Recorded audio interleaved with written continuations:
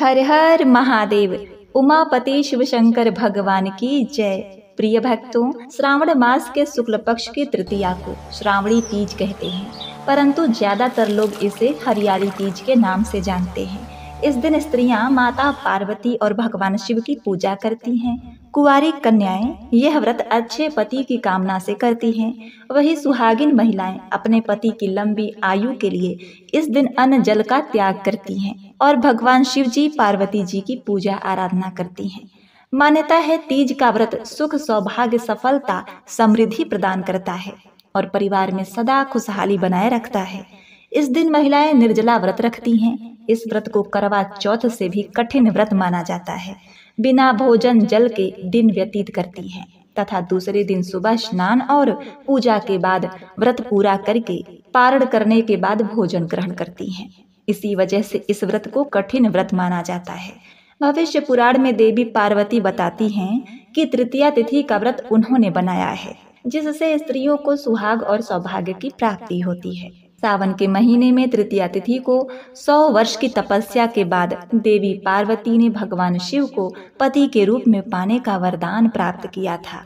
इसी दिन जगह जगह झूले पड़ते हैं। इस त्योहार में स्त्रियां गीत गाती हैं, मेहंदी लगाती हैं, श्रृंगार करती हैं, झूला झूलती हैं और नृत्य करती हैं। हरियाली तीज के दिन अनेकों स्थान पर मेले लगते हैं और मां पार्वती की सवारी बड़े धूमधाम से निकलती है।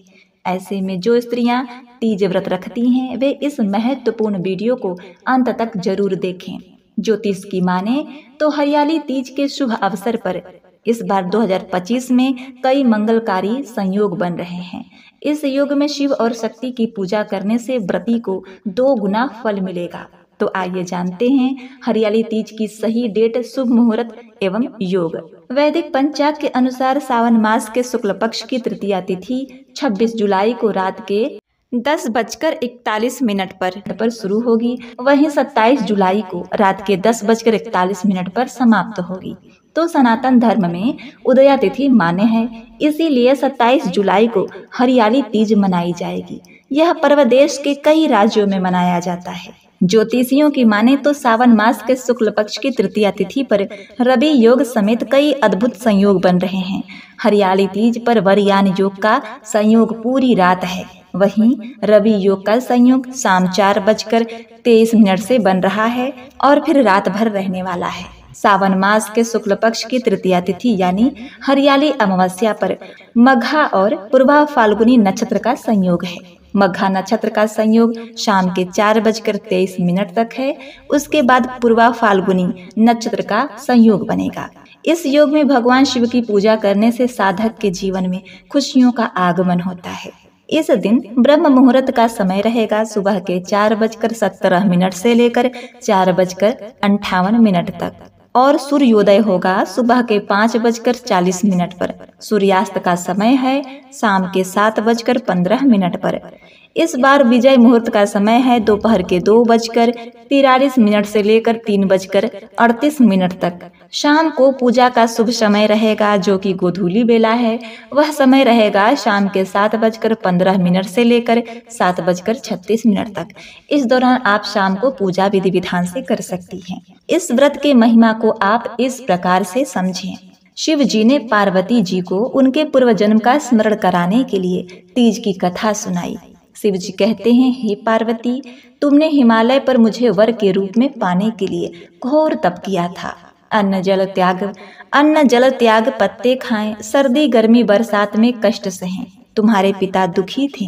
नारद जी तुम्हारे घर पधारे और कहा, मैं विष्णु जी के भेजने पर आया हूँ। वह आपकी कन्या से प्रसन्न होकर विवाह करना चाहते हैं। अपनी राय बताइए। पर्वतराज प्रसन्नता से तुम्हारा विवाह विष्णु जी से करने के लिए तैयार हो गए। अब नारद जी ने विष्णु जी को यह शुभ समाचार सुना दिया, पर जब उन्हें पता चला तो बड़ा दुख हुआ। तुम मुझे मन से अपना पति मान चुकी थी। तुमने अपने मन की बात सहेली को बताई।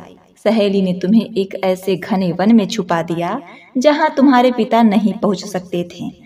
वहां तुम तप करने लगी। तुम्हारे लुप्त होने से पिता चिंतित होकर सोचने लगे, यदि इस बीच विष्णु जी बारात लेकर आ गए तो क्या होगा। शिव जी ने आगे पार्वती जी से कहा, तुम्हारे पिता ने तुम्हारी खोज में धरती पाताल एक कर दिया। पर तुम न मिली। तुम गुफा में रेत से शिवलिंग बनाकर मेरी आराधना में लीन थी। प्रसन्न होकर मैंने मनोकामना पूरी करने का तुम्हें वचन दिया। तुम्हारे पिता खोजते हुए गुफा तक पहुंचे।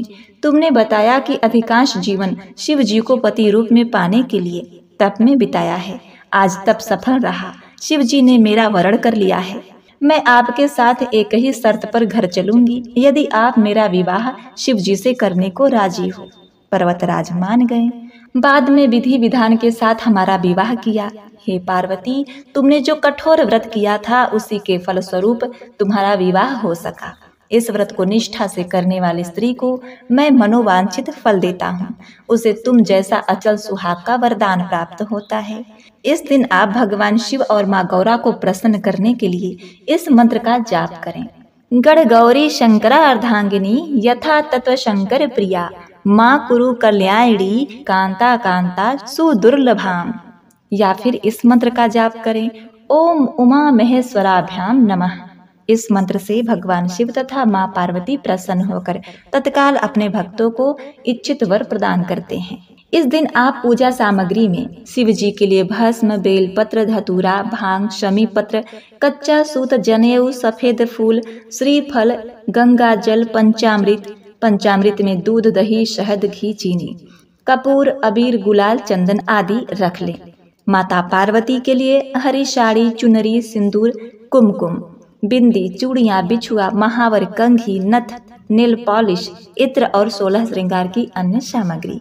और फिर फल फूल में केले के पत्ते, पीला कपड़ा, मिट्टी, कलश, जटा वाला नारियल, तुलसी, आकड़े के पत्ते, धूप, दीप, फल फूल और मिठाई।